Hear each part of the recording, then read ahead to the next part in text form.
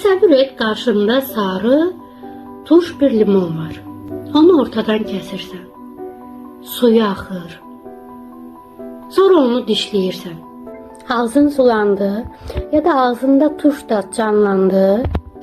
Halbuki ortada bir limon yoxdur. Sən sadəcə onu düşündün. Deməli, düşüncə tək başına sənin bədəninə və psixi durumuna təsir edə biləcək gücdədir.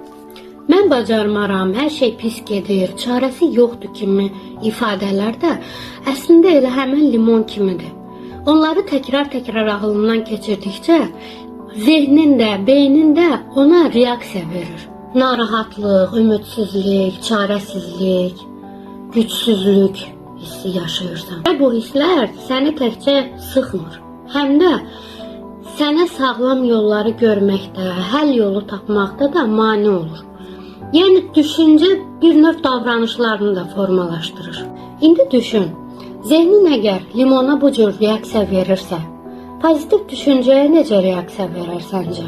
Demirəm, hər şeyə süni şəkildə pozitiv baxmaq lazımdır.